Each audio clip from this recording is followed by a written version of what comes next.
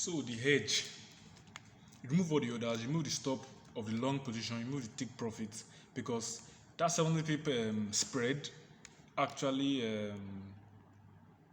if you trigger the take profit, you end up like probably a loss, because a loss or an incomplete profit, but most likely a loss. Some people had take profits and it hit the take profit, but like it was a 70 pip spread, so like when it triggered, the bid price was still, oh boy, news, Jesus.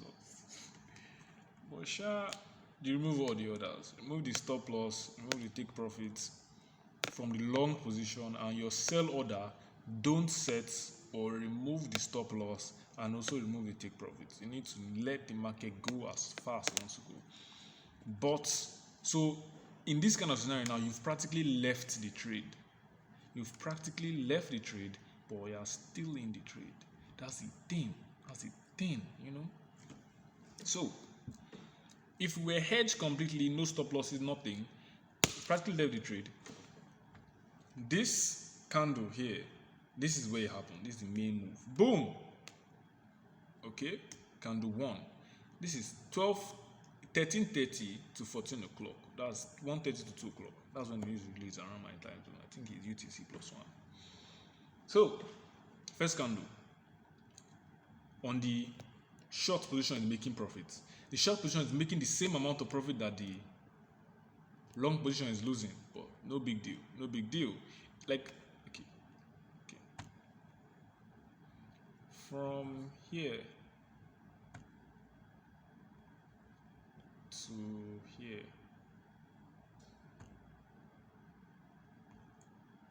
let me just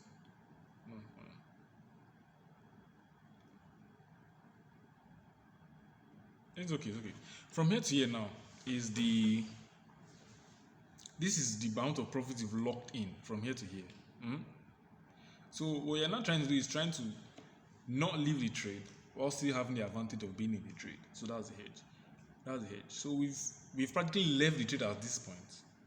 So when it comes down like this, all the profits made here are antagonized by the losses made here. So all the profits made on the buys, on the sell, is neutralized by all the losses made on the long position. So it's balanced.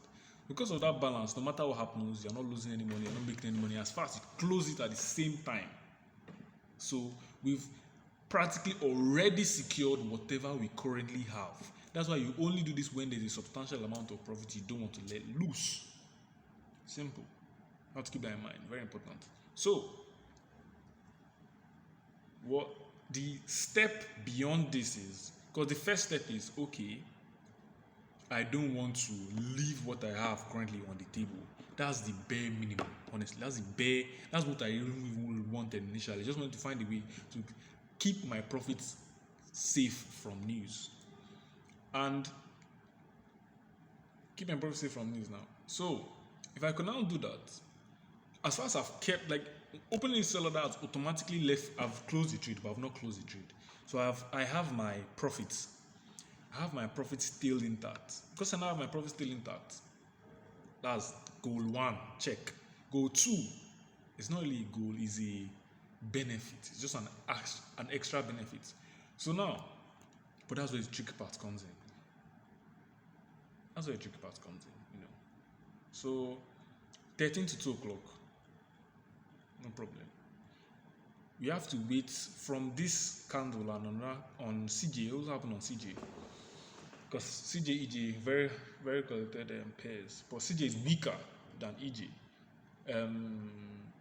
So you could use CJ to hedge, but we're not going to do any complicated blah blah. We don't have that kind of network speed, honestly. Network speed and attention to give. Like, come on, I can't do that. I'm not there yet. When I get there, I'll be using other pairs and options and stocks to be neutralizing positions and hedging. But I'm not there yet. I keep things as simple as possible. So the first candle, news in this volatility. 1, we are still neutral. What I'm going to do is I'm going to wait for 3 1-hour candle closes.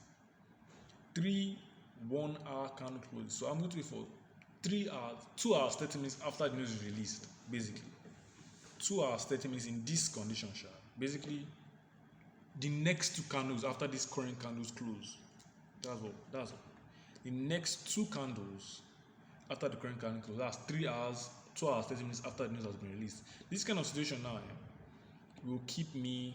What I'm trying to do is really wait for that news in this volatility to leave, so that whatever is left will be actual market movement.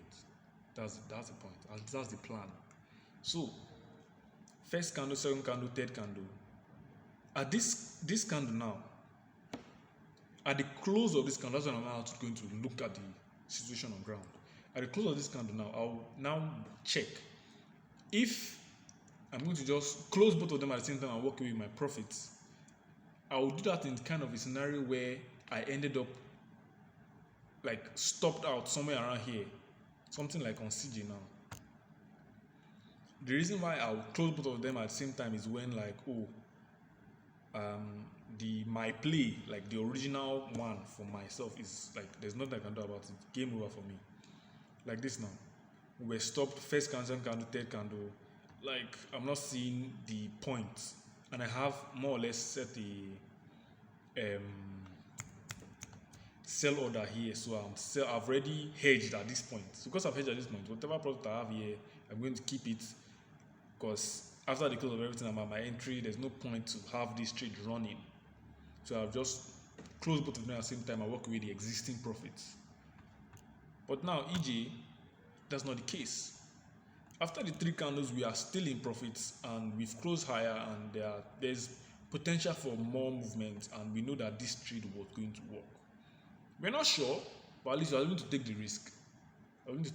So, first candle, second candle, third candle. In this kind of scenario, instead of closing both trades and walking away with existing profits, what we will do is we'll close the sell order.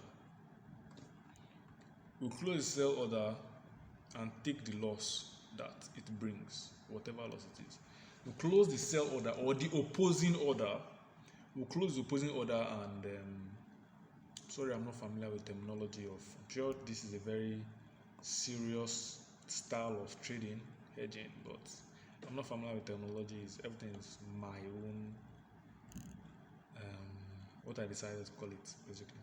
So, this, we'll take whatever loss the sell order has and just take it, honestly, just take the loss. So, what we'll then do after is this loss has now been exposed again. This floating profit that we have has been exposed again, because we removed it. We removed the exposure when we created the sell order. Since we removed the sell order, this one is now exposed to be taken again. But at least now it's not going to be taken by news. But we still have to make sure, no matter the loss that the sell order brought, at the very least, we need to be able to neutralize said loss. So we are going to bring our stop loss. We're going to bring our stop loss to it. Let me just keep this one here. It's the loss that the sell order will bring. So we're going to keep our stop loss in we're going to keep the stop loss for the long order, because we've already deleted our sell order and closed it with a loss in this kind of scenario, because news next next two candles. All right, this is the loss that this sell order will hand, and we'll just close it like that, and we'll now have exposed this trade back to market price to, if it's organically going to take us out, then honestly it's unlikely, but it's possible but unlikely. Because if I deemed it likely that we would lose, I would have just closed both and walked away with my existing profit. But since if I deem it likely that there's more to get, then we'll increase the stop loss. So I would place the stop loss here. Honestly, this is what I'll just place the stop loss. Personally, at least I know that the stop loss is enough to compensate for the loss I got, and more than enough to really give me some extra juice. At least I didn't drop everything on the table and been a victim to slippage. What I'm fighting here is slippage, leaving the money I have on the table, not as like slippage and floating profit. At least let me keep the money I have got. One, even if I'm not keeping it, at least let news not take it away from me. I'm fighting slippage. I'm fighting news induced volatility, which takes away all my profits. So slippage has been defeated by the sell order. News induced volatility that takes away the profits has been defeated. Then in this kind of situation, you can just say, okay, just leave the trade and re-enter. I cannot do that mentally. Like psychologically, it's not going to happen. I don't even know how I'm going to begin it. So I've defeated the slippage. I have secured my floating profits without actually securing them, but more or less securing them mentally. Then thirdly, I have found a way to remain in the trade without being in the trade. That's three things. Actually, three things. Yeah. So those three are good enough. Then the fourth one is not really a benefit. It's not really a requirement, but a benefit. Because in this kind of scenario now, I'm going to really 25% of this trade is going to continue going up. I'm just going to let no TP just run. I'm a swing trader. So I would have brought my stop loss here, at least good enough to take care of this loss that is here and give me some extra amounts, So that would have been at least something, something good enough. At least that's the risk I have to pay for keeping the trade alive. Because I could have just cut it and walked away with this profit I got here, but no, stingy, greedy. But it's not greed, it's profitability, maximizing wins. So that's what I'm trying to do here. I'm trying to take the most out of every single trade. So this kind of scenario, I've at least covered the losses I got on the sell order. No problem with that. And I'm still in the trade, and there's potential for me to get more profit. Things don't always go exactly like this, and if I see things are on a rocky road, I'll just close everything. But if I see there's a possibility that it will keep going further, I'll leave it on and see where it goes, honestly. But yeah, I'll just see where it goes. It's better than break even. Like this, it's not saying it's great, it's not perfect. I'm pretty sure if I take my time and learn about the markets and everything, I should be able to make this, I should be able to do this better. I should be able to hedge this position better. I should be able to hedge better in general. But I'm in med school. I can give as much excuse as I want to give, but the point is that I'm not ready for complicated trading right now. I don't want to complicate things. The simpler it is, the better.